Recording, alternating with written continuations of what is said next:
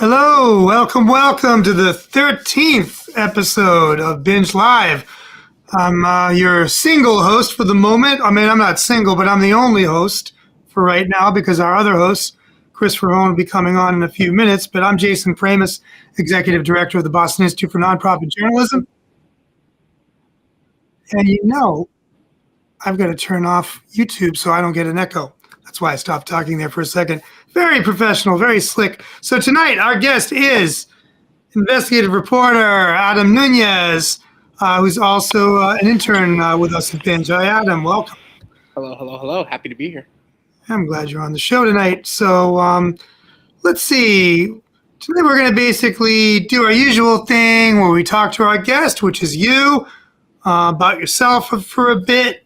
And then we're going to get into talking about an article you wrote for BINJ.news recently about potential federal and other sort of state and local agency surveillance of some protests that happened up in Salem, Mass. last year. So we'll come to that in a bit. That'll be our main topic tonight. Hopefully by the time we really get into that, Chris Faraone will be with us. But for now, who are you, Adam? Like, what's your deal? Where are you from? What have you been doing with yourself? Why are you a journalist? What's up? Yeah, so what's going on, everybody? My name's Adam Nuñez. I would consider myself born and raised in Salem, Massachusetts, technically born in Cambridge, but say all that to say, I'm a Massachusetts kid. I've lived here my whole life.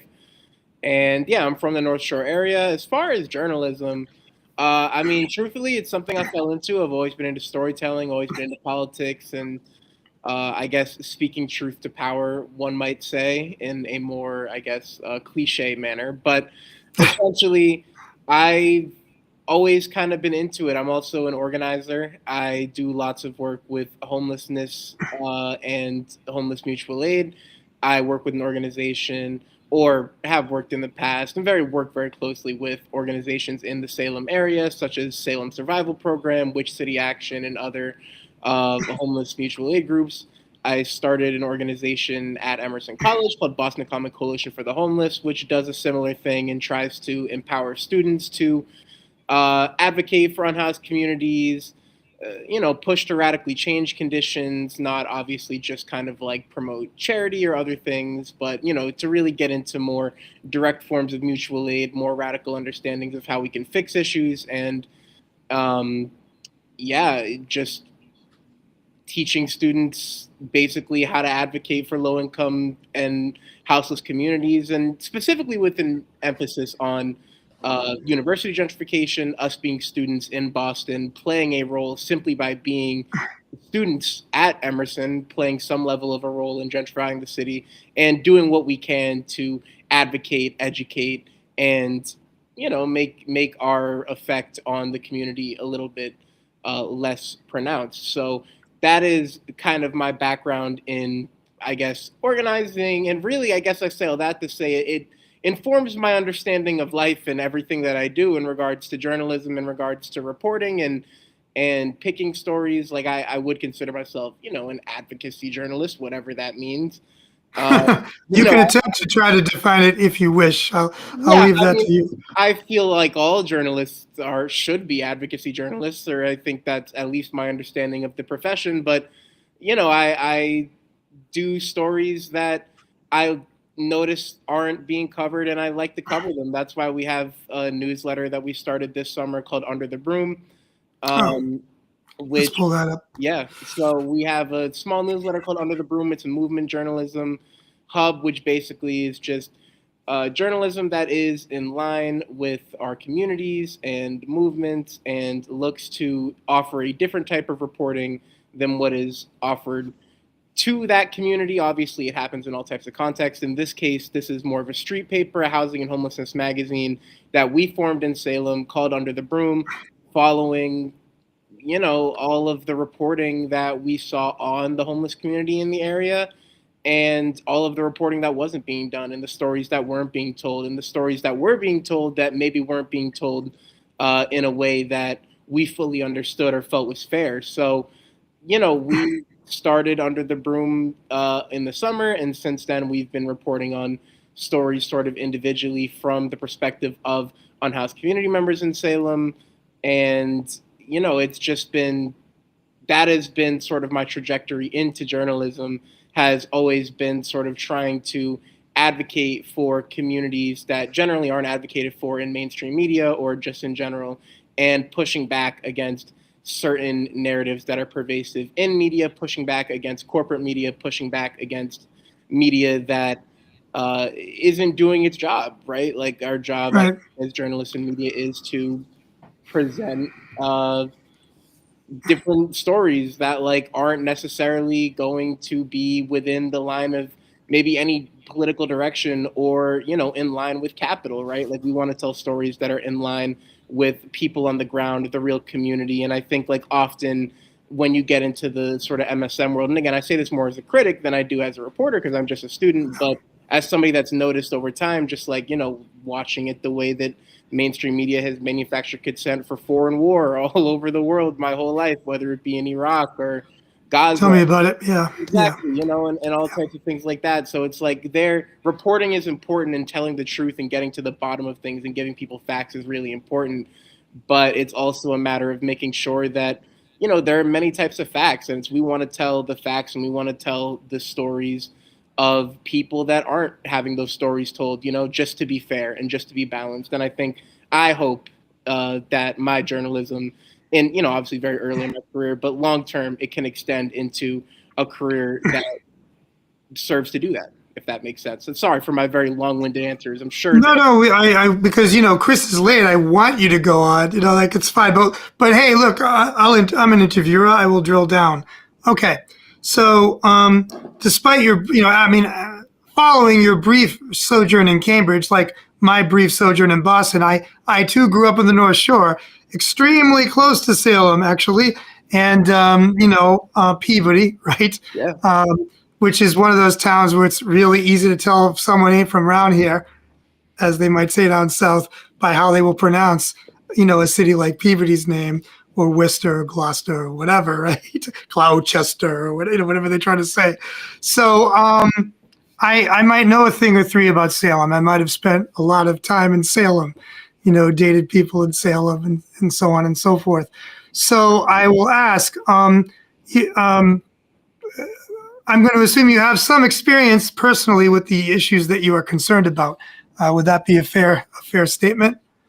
Yeah, I mean, it would. You know, when I was, you know, like I said, I kind of fell into journalism. I wasn't a great student in high school, and I went from pretty much almost going to be dropping out in high school to Look who's here.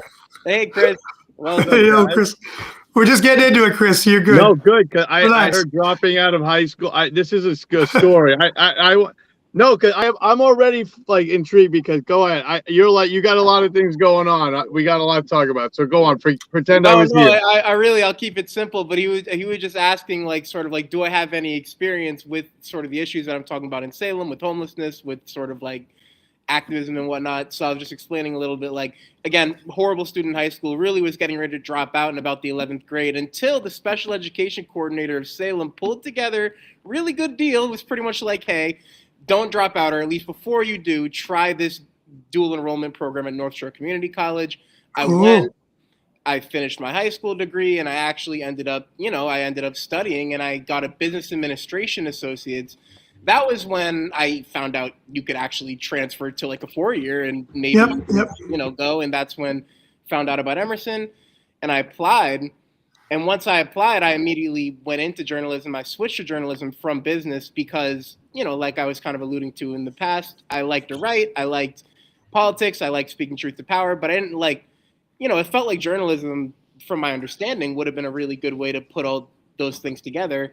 Obviously, you know, notwithstanding our understanding of how mainstream media handles certain topics, you know, obviously just in general, like the one we're about to discuss, for example. Yeah, go ahead. Exactly. Yeah. And, you know, like I figured it would be really cool. So, got into it. I say all that to say, journalism was never the pathway. And like before then, I was a mutual aid organizer in the Salem area. And that's where I kind of came across a lot of, that's where I first understood where all this was not being done correctly. You know? And how old are you right now? Right now, I'm 23. Okay, so how do you know about mutual aid stuff? Like you knew about it before you even started at I was Emerson going a to say, couple of years ago, right? you two didn't build So on all this stuff before. I mean, this is Jason's path here. yeah, I mean, you usually hear about it from kind of, like white elite college kids more than people on the ground, right? That's why I'm asking, what kind of organizing has been, well, folks should know if you don't, anyone watching out there in People Land who's not from the area, Salem is a city. It's like probably about the same size as Peabody, right? Like 60,000 people, A little something bit like less, that. yeah, it's A 40,000. little less than that. Oh, it's a little smaller. Yeah. But it's been around for a long time. And, there's well, they call it a university now. When I was growing up, it was Salem State College. But the ones, the state colleges that weren't promoted to UMass as Salem tried to be, kind of made a hue and cry a couple 3 decades ago, and they created this new category of state university. So Salem State University. So gentrification by in this case, a public school. Although in places like Cambridge, Boston proper, other cities around and towns around the U.S., it can be private schools oftentimes. They have this habit of getting involved in land deals and development deals. And, even when these schools are public, they can mess with people's housing.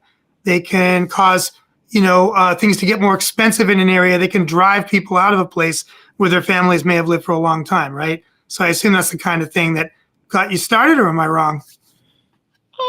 Yeah, I mean, it definitely is the biggest aspect of why we started doing student organizing with Boston Common Coalition for the Homeless at Emerson. I first got into organizing.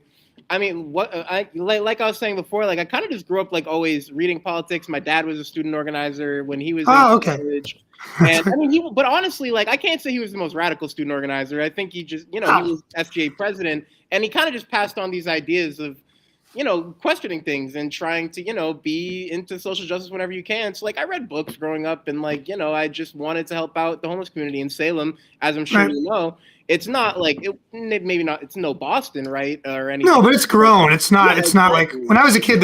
Functionally were not homeless people. No, I got to say that I taught at Salem State for a while, and I loved it. I really did. But it's really it's a commuter school. A lot of it. I know not everyone, but it's really tough. And I really remember the students when we talk about local things and going out in the community, even going out assignments of things to write about. I was always lenient to the point. I think my professor says I'm too easy, and the reason was the students are busy. They have jobs. They're working. I mean, people are full time in it, and and not in a night school kind of way, and that's hard enough. But like so I just remember really wanting to be so I think it's dope. So, but Adam, I'm sorry I missed this part.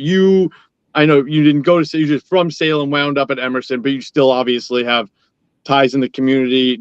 I know you haven't brought it up yet, or maybe you have. You work in harm reduction. Is that up on the North Shore or down in the Boston area, or both? So pretty much, I mean, I would say both, because Boston Common Coalition, we also do harm reduction in our area. We do syringe exchange in the Boston area. I've worked in Lynn in the past, in Healthy Street, at an organization called Healthy Street, which is super awesome. Currently, I work in Gloucester and Haverhill at an organization called One Stop. Called what, I'm sorry? Called One Stop. One Stop. Not that we ever run out of things to talk about with anybody else, but with you, I know it's not going to happen. You just really without overusing the word intersecting, you intersect with a lot of the things a lot going on. And so we're going to get to the story you just did, like surveillance, which is a long time brick, a long time fascination and of mine, topic that I've been invested in for quite a while. But first, something that I've come to, well, actually, I don't want to say I've been covering basically the opioid crisis in Massachusetts since 2005. So like 20 years now, first in Charlestown, really going in the project, some of my earliest stories, and I hate saying it because it comes off so hipster, but fucking years before it was even mentioned. It's one of those things when people don't believe that like Ronald Reagan wouldn't say the word AIDS, but that's how things are, in this case, I think it was like maybe the governor of Vermont made some big, it was like 2007 maybe, and I said it, there's a crisis going on, and finally everyone was like, all right, So whatever it was, my point is this, like, I've never been, other than losing a lot of friends and being on the ground in that sense as a member of of various communities, music communities, writers, I've never been on the ground in the sense that I'm the way that you are. So I want to hand it off to you, but just in the context of, the reason I'm back in this full steam is not just because it's important, but because we're watching the opioid settlement funds. And I hope that you'll join us in covering some of that. And I won't get into it, and readers hopefully will have, and we'll look at that stuff. But why don't you just give us a snapshot of what you see day to day? I'm not going to ask you about what you might not know. Tell us what you see. But first, harm reduction. I know it's not a controversial term, but an almost amorphous one. What does that mean in your world to you? And just tell us a little bit about what you do in that regard. Really, really want to hear about this. Yeah, so I'll answer the second part first. But basically, harm reduction is a very simple thing. Harm reduction is the reduction of harm in any activity that might cause harm. It's not just in regards to drug use, although it's most popularly used in drug use, and that's what we mean in the context of public health. But harm reduction is putting on your seatbelt when you're driving. Harm reduction is drinking enough water when you go running. Harm reduction is all types of things that we normally don't look at as something wrong or harmful or whatever. I can get on my soapbox about that. But the point is harm reduction is the idea of reducing harm in something that might cause harm. And, newsflash, everything that you do could potentially cause harm. So you're always reducing harm in every aspect of your life. So that's that aspect. In regards to what I see day to day, obviously there's tons of things I could talk about. What I do want to kind of focus in on is the opioid settlement stuff, because I was actually just telling Jacob Schless, who's another BINJ student intern, we were talking about this, and I was telling him about how when I was in Lynn, my boss at the time was super excited about the opioid settlement funds, and the reason for it was basically because, all of us know that it's blood money, and all of us know that, it's coming back pretty much because of the issue that they caused in the first place. But the idea was that, since most of us, especially harm reduction centers, are nonprofits that run on shoestring budgets that get cut every year, the idea was, in an ideal world, the opioid settlement funds would come back. They'd come to municipalities. Municipalities would put them out to harm reduction centers. I have to say, in my experience, there is nothing that is more likely to not get the opioid settlement funds in a municipality than a harm reduction center. Well, we have a small program that is, not to step on the toes of things like that. And I can tell you, we've had little to no success. So I think we're all in it together. Of course, much more devastating. Well, actually, we do like a media thing, right? But for you, so just tell. So what are most? Tell us how your the operation that you're with runs, right? Like, are you a nonprofit? Who do you partner with? And also, I know this might be hard to answer. There are so many different organizations out there, and I know the need is there, but it is dizzying. And I'm not giving any excuses, because obviously all the municipalities should know what's happening in their backyard. This isn't about that. I'm just trying to get a sense of it selfishly. So tell us, what kind of organization is yours? How do you refer to it? And how does it work? If money flows, where does it come from? Where does it go? I mean, anything. And is that typical, or are you maybe a strange kind of organization in the way you operate? No, that's super fair question. So One Stop is a 501c3. It's part of a greater organization called the North Shore Health Project, which has been in Gloucester since the 80s. It's similar to what we've been talking about in the past. It was originally formed as a AIDS advocacy organization in the wake of the Reagan mishandling is putting it lightly, obviously, but the Reagan mass murder campaign, if you will, basically, and it's been since then. And to answer the question about the funding, and this is actually something that I recently got more clarification on myself, because I really didn't know, but most harm reduction centers, and from my understanding, this is normal, they get a mix of state, federal, and private funding. So I know for myself, One Stop, before, and I don't know, and we don't know the specifics, because it's just, in nonprofit, it's hard if you're just a worker to know the specifics of budgets. That's the reality of working in them. But what we do know is that ever since this year, when Trump signed that big executive order that defunded harm reduction on a federal level and defunded Housing First on a federal level, the feds weren't really funding much of harm reduction to begin with. They didn't like fund syringes or anything like that. But there are certain things they funded that are expensive, like Narcan, for example, or things like that. And now that, from our understanding, that stream of income is entirely gone, which means that there's going to be pretty much a bigger fight for state money. There's going to be a bigger fight for different private grants. And One Stop is just one of those organizations. And as you noted, One Stop is just one of those organizations, for example, in the Gloucester continuum of care that like is fighting for that money. Like there's recovery organizations that need it. There's, police say they need it. There's all types of organizations that say they need it. And obviously the harm reduction centers are the ones that seem to get left on the cutting room floor more than anything else. And why do you think that? Do you have any insight on that? You seem to be measured on this.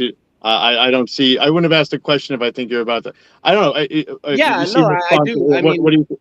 I think Generally, it's clear. I mean, it's the war on drugs, right? And it's the idea that harm reduction is seen as enabling still to this day. It's kind of why I mentioned what I said before about the fact that harm reduction. I mean, you could view harm reduction in a certain context as enabling to people that are using drugs, but then. I mean, is it enabling to speeders in a car to have seatbelts? I don't know. Are you counting because there is quite a bit of money going to like what buprenorphine treatments and Suboxone and such. Are you counting that, or is that kind of like in the Venn diagram overlap the harm reduction? That's a good question. I'm not counting that because because the buprenorphine, for example, that is generally the harm reduction center and the detox, although both would qualify as harm reduction, like in the like blanket term, like the creation of a detox and like getting things like methadone and things like that, like those are all advents of harm reduction. But in I guess in the classical term, and again, I'm no expert, but just like the way that I understand it in my professional life is that like the harm reduction center that does like the syringe exchange and the STI testing, that's a different body than like the detox center that would get the money for buprenorphine and things of that nature, if that makes sense. Well, I mean, we've already seen in places like Somerville where people are trying to start safe consumption sites with the city, and there's this hue and cry, right? I think that's the kind of stuff that you all are like. But there's no cry. There's no cry about tens of millions of dollars a year going to. I hate to call them so-called recovery drugs. I hate to call them recovery drugs. Right. I don't want to come out on any side of it. I just hate when there's no debate. People are on Facebook debating, like, where do you put the toilet paper up or down? And there are these things that happen. It's just, we watch this money flow. By the way, this money is so hard to track. It's so hard to track because we're not buying Suboxone from Indivior directly. There's distributors. Sometimes it goes through prisons. And we have reporters. And Adam, we'd be more than excited to have you work with some, just to look at some of this with Jacob and some others. It is so maddening. I don't know if you saw our prison piece, the piece about how none of the money's going to prison. One part of that is and I'm like screaming it. One of the prisons where we do, where some of these services are provided, we're spending $500,000 a year per prisoner, $500,000 a year. And then they tell it, and then we were told that there's no like wraparound service, this and that. What can you tell us? What are some important things that we never hear about? Whether they're like super hippie, holistic, sitting around a circle and hand holding, which of course costs money too. We need facilitation, we need experts, we need training. What are some things that we never hear about? Maybe that are funded a little, but just things that we should be on our radar as reporters or people who are out there, maybe seeing people struggle. What are some programs that are like, we don't need 10 million, but we need like $2 million for this thing. I mean, I have one for you, and it's not a program. It's simply one of the ways that we spend a lot of money is by the ways we don't spend money. So if I could explain that for a second, because basically we spend millions of dollars a year. In California, they've done big, like there's a big piece in The Guardian about it. I'm not sure how extensive the reporting is for a place like Massachusetts, but it's a similar system all around the country. We spend millions of dollars on encampment sweeps, police calls, emergency room visits that unhoused people are exceedingly involved in, court dates that unhoused people are exceedingly being seen in, all these things that cost taxpayer money. And there have been study after study that has shown that the amount of money that one spends to put somebody in like, comprehensive permanent supportive housing that has harm reduction services and has mental health services and has permanent supportive housing and is permanent. It's a really important part of it. You save thousands in taxpayer dollars doing that instead of exactly like you're saying, spending millions upon millions of dollars to like send it to send it pretty much to the state, which sends it to the city, which then sends it to 50 different organizations. And then by the time the 50 different organizations get that little amount of money, they only have a couple thousand to split amongst each other anyways. And then the main people that take most of it are who? The police or This people is like embarrassing. And our first article by John Gerhardson, of course, but I had you're up on the North Shore. Lawrence spent about 40 grand for homeless camp cleanups, including, this is the part that I just cannot, this is when I'll never get over. Terrible. They broke a backhoe while doing it and then took $3,000 more from the opioid mitigation funds to repair the backhoe that they broke, destroying people, the homeless encampment. The encampment, it's horrible. like a bad movie. Like you couldn't, like, this is like a Christopher Guest movie. All right, so I think let's get into some other stuff. Perhaps the article, we should probably talk.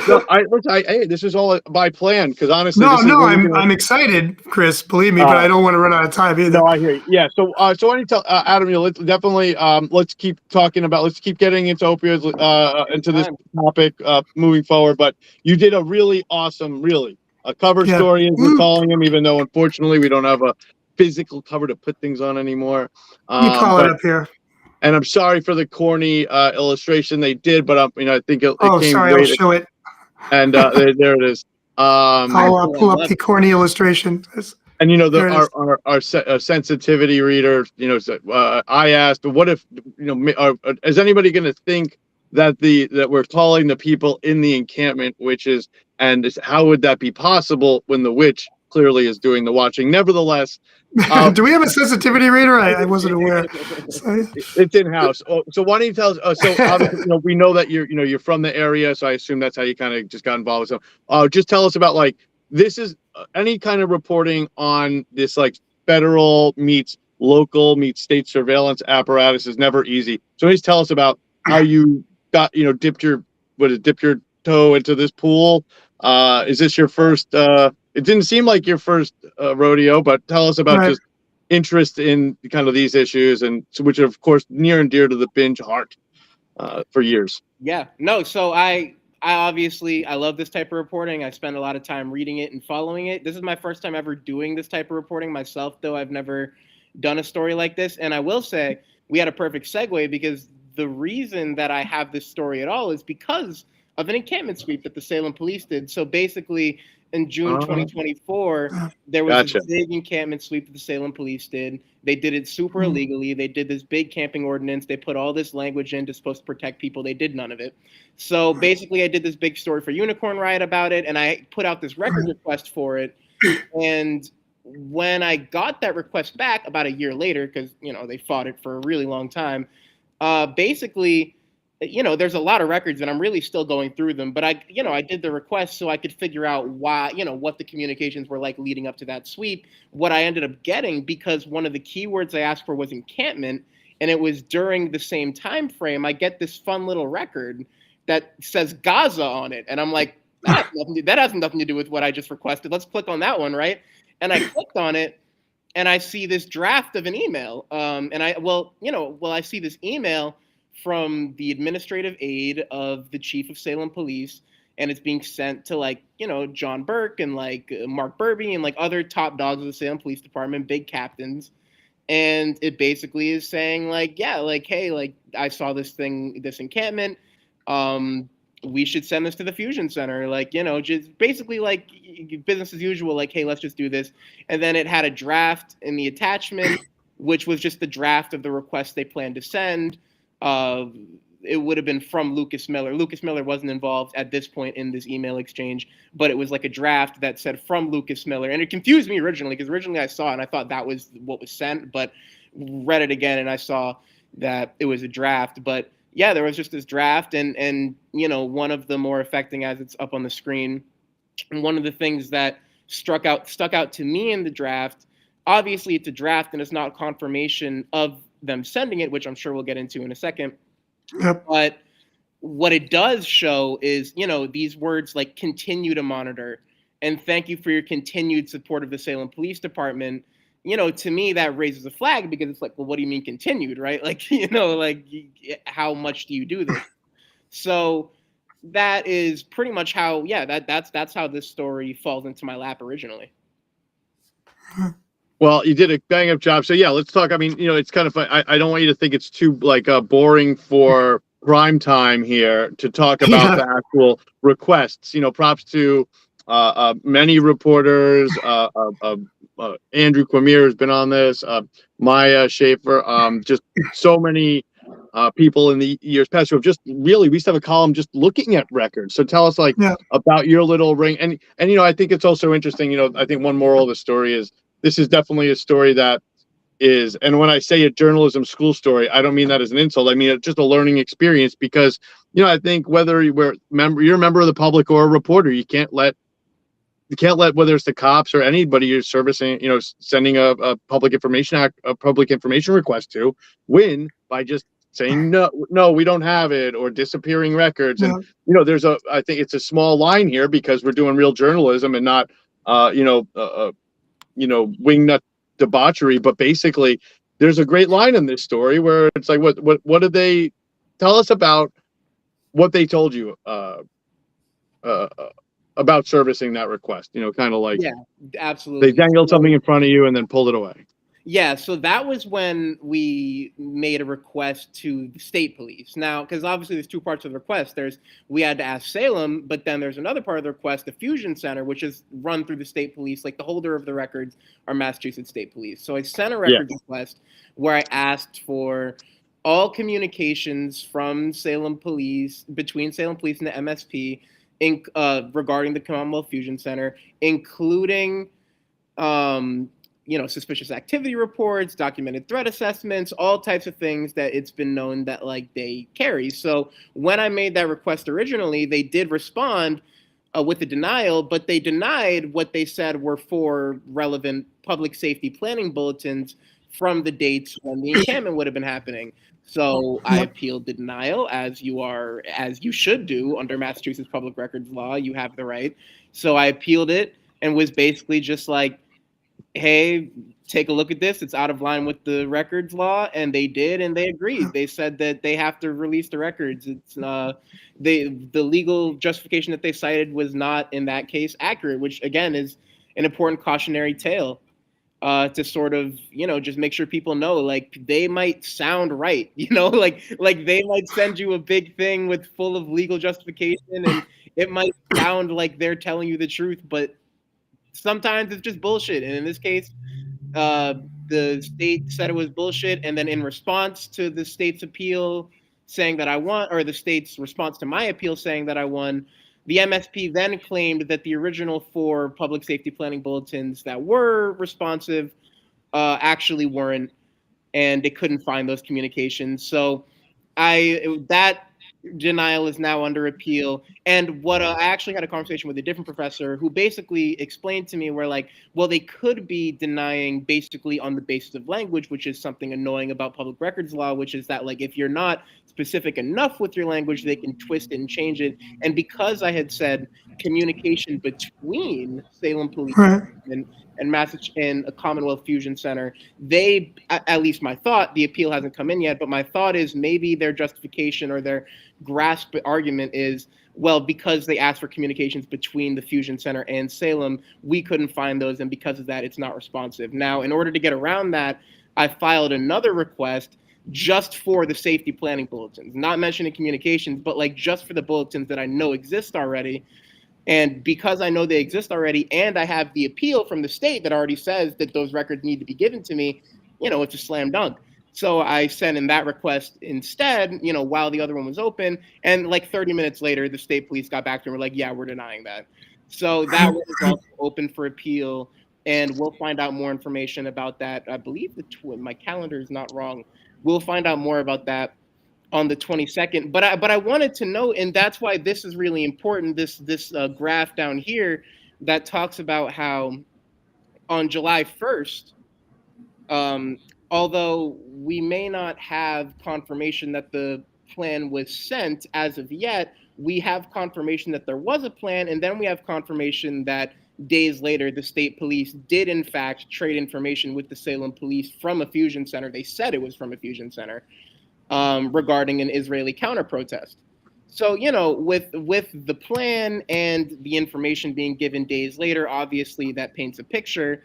But in this case, I think that what this is really also proof of is just how, like, you know, yeah, you really have to stay on those records, because you might think, and I said this myself, I was like, you know, like, hey, like, I know police are police, but would they really lie? Yeah, they would, you know? And it's like, oh yeah, it's wild. And you know, on a few things, first of all, you know, they have some latitude to do this kind of, you know, run around and stuff, but I gotta say, you know, remember these words out of my mouth, you won't hear them often. Props to the Secretary of the Commonwealth Public Records Division. They have sided with BINJ many times this year, and last year. We're on a run, so props to all our reporters who have, like, really been, you know, diligent about that, and to you, you know, keep trying, because, you know, I think it's those nuances that, you know, they're not always going to respect, and there's a lot of little games and loopholes and this and that, and I love how, you know,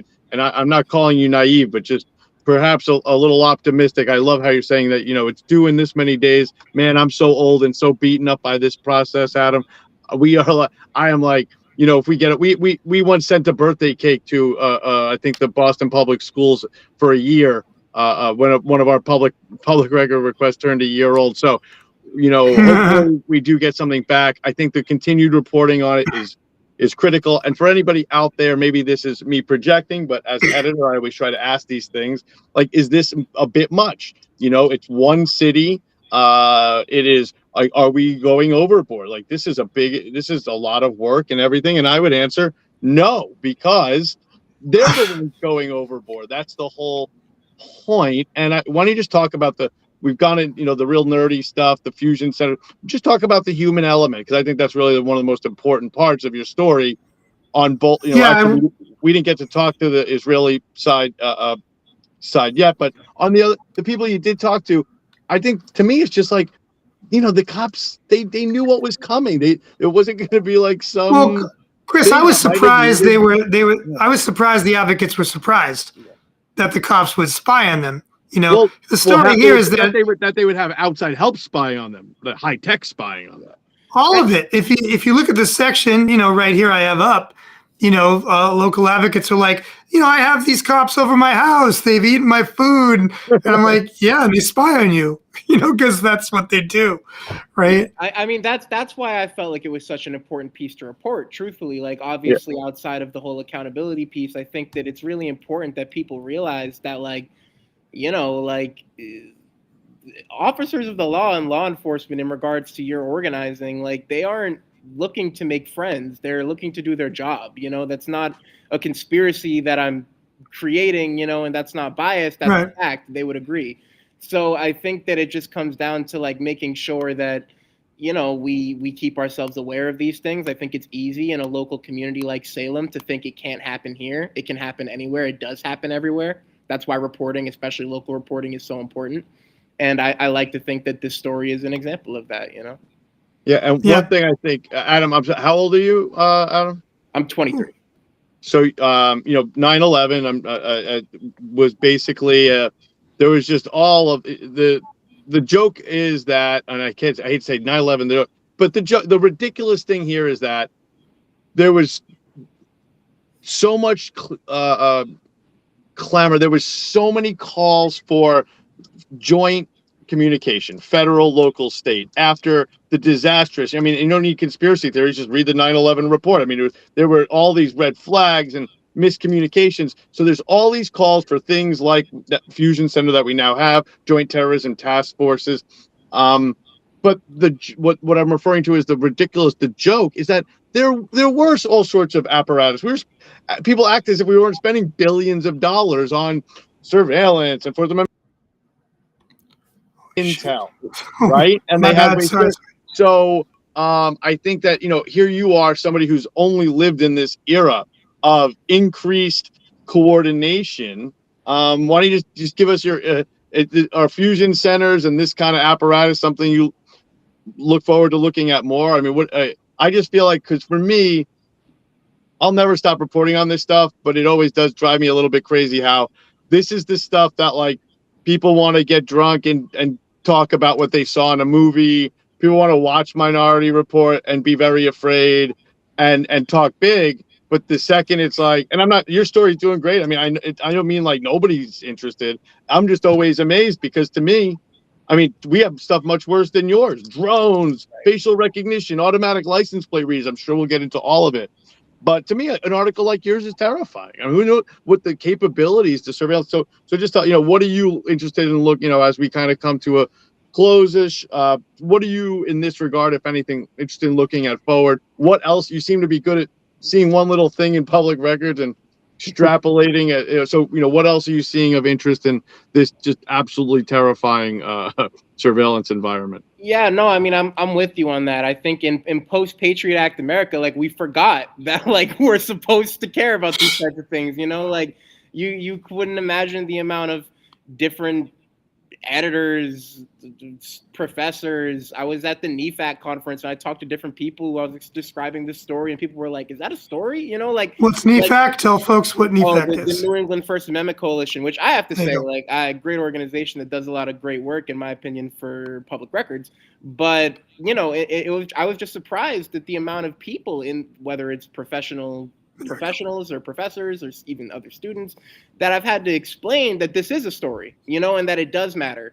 And you know, in regards to the other things that I'm looking at, I mean, I'm looking at, obviously, like, at least, you know, in my view, a fading empire that is increasingly seeing all types of things that I think, like, maybe 10, 20 years ago would have been reported on as if it's really important, but now they aren't. And I don't think that's because people aren't paying attention, or I like to believe it's not because people don't want to see it. It's just because I think that so much media that we've come to trust and rely on in recent times, they have a vested interest in not telling certain types of stories, and certain stories that would give more, I guess, perspectives that might make somebody look a little bit different at this system, and a little bit different at the things that we have to deal with constantly. And I think, like, for me in my reporting, like, I'm always looking for those, I guess, things that I can find in our everyday life that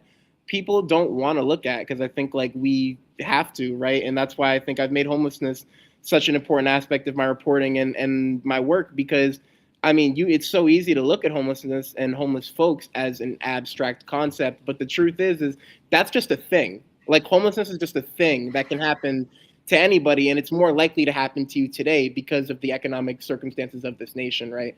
The fact that wages haven't risen since the 70s, the fact that the 1% gets richer every year while everybody else gets poorer, you know, like, all of those things, I guess, haven't changed. That's why I feel like there's always going to be really necessary reporting that has to be done on these topics, on topics of surveillance, on topics of activism, on, you know, I think we have to bring a real type of left back to this country, right? Like, there has to be, like, some actual opposition to fascism, which is happening, you know? Yeah, and sorry, go ahead, Jason. You've been waiting. Go ahead.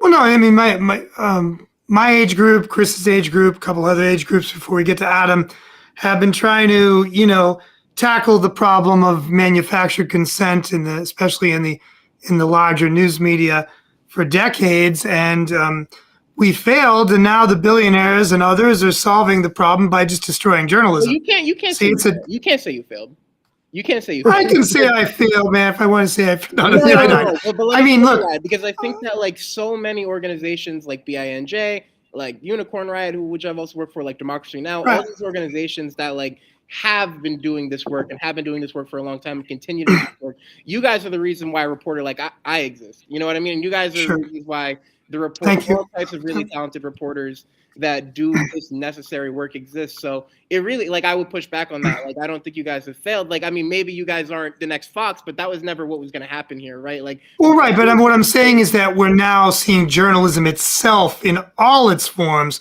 go down, right? It's in terminal collapse. and We're losing outlets, including outlets that I, would critique the way you're critiquing. Like, for years I've been critiquing some outlets. They're in trouble, including the New York Times. I mean, layoffs. Young journalists like you are now facing an environment where even if you want to, quote unquote, sell out, and get that plum job at that major national organization that is in craven supplicants to the rich and powerful, as I like to say, mostly off camera, but today I will say it on camera. That's no longer a thing, right? The jobs aren't there. Like the rich and powerful are simply like, yeah, we're just like creating this whole new structure through our social media platforms that we own and control, and through a variety of other means, so that there's no need for this journalism business anymore. This is not going to be any kind of profession that is there, at least ostensibly, but at its best is there to critique, the rich and powerful in the service of democracy. That's my concern. If Adam keeps going, though, I think we might be able to find a spot over at one of our friends, maybe Mother Jones, Pro-Palestine. Yeah. There's room for the hustlers, and not everyone's gone yet by any means. We're not gone yet. And I want to give one quick example and a plug in a column I haven't finished yet. That way I kind of kick myself in the ass to wrap it up tonight or tomorrow. Is I've been working on an article about CrowdFlock, which is a surveillance platform, and flock safety. Sorry, I'm a CrowdFlock. I was like, what? Flock, and which long story short, and this will be in my column. It's one of a couple of different surveillance measures that have now been pushed back on in cities like Cambridge and Brookline. Now, these are municipalities where people, overeducated, super involved, have media, right? But I gotta say, a story like the one Adam wrote about Salem, and Salem News does a decent job. So we gotta talk about sometimes. They're not the worst.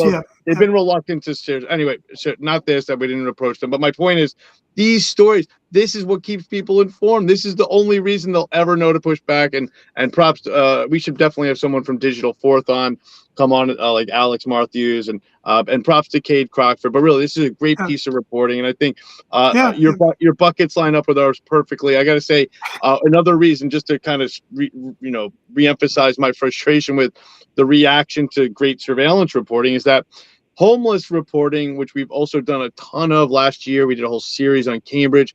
I understand, same with immigration reporting. It's just the unfortunate reality that we are writing about often poor populations that often don't have access or are not reading our stuff. And so it's not always the case. Of course, we run a lot of stuff in Spare Change. That community not only reads our stuff, but sells it.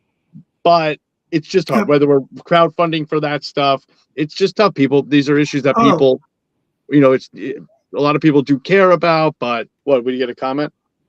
No, we are of course, this is our big fundraiser, big fundraising period of the year. I'm just putting that little ticker on the bottom. Go ahead, Chris. I'm sorry. So anyway, no, I'm just saying, I think, Adam, I think you get this probably certainly quicker in life than I did, but there are these things we just got to report on them. But with with a lot of these Fourth Amendment and surveillance stories, I just feel like they should have a broader appeal. But of course, these are the stories that people do come back to. I have no doubt that your piece will be cited when this happens to the next protest. And of course, we're in a really interesting time right now, to put it mildly. And this sharing. Oh, and also on top of it, the sharing never works out well. They say they're going to retain things for so long. We find it on a public server 6 months later. So it's always BS, and it's up to us to call it out. So is there anything so serious that you might want to write about? A concert you want to go to? Hey, we got other young reporters to write about that stuff. You keep doing this, Adam. Do you have any other interest in the skateboarding? I don't know. What's your thing? What do you do when it's not so serious? Well, I used to make music. I used to rap. Oh, or I nice. I guess I can't say I still will, but I just haven't released albums since 2021. But I love music. And I Good. love music culture, so I've never really done it, but I'd be happy to do music journalism if there's ever things you want me to cover Cool. on that front. Oh, but It's up to you, really. You're a doer. You're I'm a there. You're the eyes performer. and ears, you know. I'm really into I'm really into the reporting on the records and accountability stuff. That's always been my niche. And I think like with this Fusion Center stuff, I'm really interested in it, especially because I'm not media trained. So I wanted to bring this in real quick because I didn't bring it up, and I want to make sure I do. Is that Fusion Centers work with Immigration and Customs Enforcement? They always have, Thank you. and Yeah. especially in 2025, ever since the new appropriation spending bills came in and stuff, and there was actually pretty much an agreement that was signed by the federal government and these fusion centers like DHS that went nationwide that basically said, if you're going to be giving money to fusion centers, you have to allow for ICE collaboration. So we know that that's been the case since 2025. I spoke with Fatima Ahmad at the Muslim Justice League, who spoke all about that. And, you know, obviously this story's from 2024 and more reporting has to be done. But, you know, any communities that are claiming to have any type of sanctuary policies, which Salem is, should not be engaging in fusion centers and should not be sending any information with fusion centers or sharing any information with fusion centers, because they do work with Immigration and Customs Enforcement, and we know that to be true. Boston's a little complicated with that, right? Boston did take this money. I believe. I got to follow up with it, but I know that there were federal dollars that former Councilor Wu voted against taking, authorizing. And that now I don't know what's happened now, but I know the money was still there, so that's a little contentious. Again, something that Alex Matthews from the group Digital Fourth could certainly enlighten us on. But I know, we should get him on. None of this stuff is black and white. It's very complicated, but maybe sometimes it's not. Right? These are giant apparatuses that are so intertwined with our police departments at this juncture that it's really hard to consider them anything else. Yeah. Cool. So I don't know. I guess we should wrap up. Yeah, read the piece, everyone. Read the piece. We're going to keep sharing it, and now that go to BINJ.news. Clips of this to cut up. So that's how it goes. Adam's piece is right on top of BINJ.news. When you go there, check it out. You know, drop us a couple of bucks if you got it. Help us keep on keeping on. Help us keep on helping you all with information that you need to be engaged residents and citizens in a nominal democracy, which we're trying to make into a real democracy. I guess that is the struggle, or one of many. So thank you, Adam Nuñez, BINJ reporter. And now you're literally about to graduate from Emerson College, right? I am. So congratulations, big ups on that. And big thanks to Chris Faraone, my co-host as always. And Chris and I will not be back next week, definitely not next week, a big holiday week. The following week, I haven't talked about it with Chris yet, but it is possible we might do a year in review. Yeah, year in review for sure. So we should probably come back and do that in a couple of Tuesdays at 8 p.m. We'll flag everybody on across our 7 social media presences, but not TikTok, because we're not ready for that yet. It's too much. But thanks for checking us out, and we hope everyone has a great holiday, and we'll take a little break and be all excited and stuff in a couple weeks to talk about what has gone before and what's coming next year. So peace, everybody.